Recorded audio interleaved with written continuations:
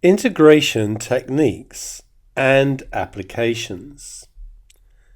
Integrating basic function types. Now, some of the ones below are ones that you should know and know off by heart. Others are ones that we will actually come across in this section. Now, in mathematics, I don't necessarily expect people to learn things as a list, nor do I think that's necessarily a good idea. But familiarity and knowing how to get these results is really good. And yes, some results, it's just handy just to know. So k, which is a constant, goes to kx plus c. Actually, that's just a special case of the next one, which is x to the n is not equal to -1, which goes to x to the n plus 1 divided by n plus 1 plus a constant. I'm probably not going to mention the constant again, but the plus c is really important. In fact, it's so important that our year 12s this year, they actually added lyrics to do with the plus c into their leaving song. The way I always remember this one is increase the power by 1, divide by the new power.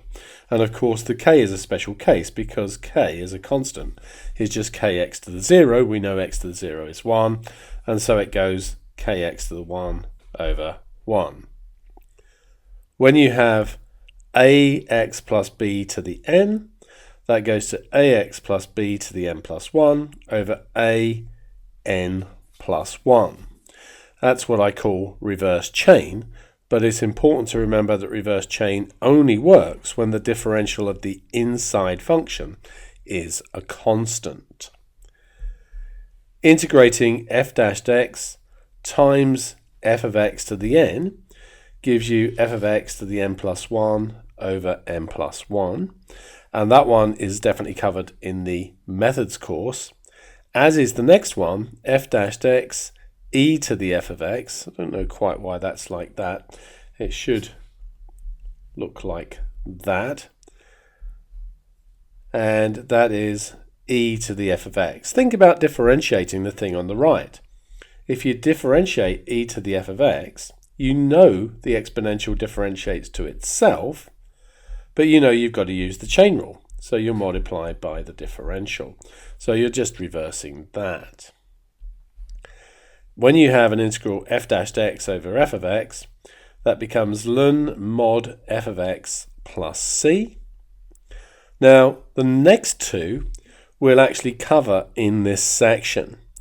So you may not have met these before, certainly not in methods. Integrating sine squared x becomes x over 2, take away sine 2x over 4.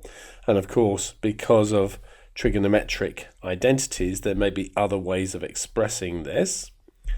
And when you integrate cos squared x, it's sine 2x over 4 plus x over 2. As I say, with these two here, we will actually cover it in this chapter, and you'll see how those work. Now, when you differentiate cos x, when you integrate cos x, you get sine x. When you integrate sine x, you get negative cos x. Now, I like this diagram here rather than remembering as a list. Just visual things just make more sense to me.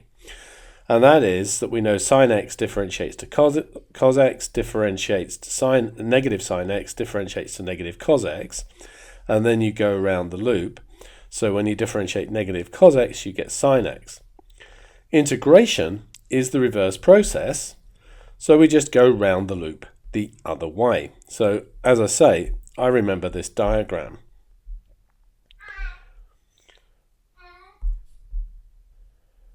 The integral of tan x is negative ln cos x plus c, or we might write that as ln mod sec x.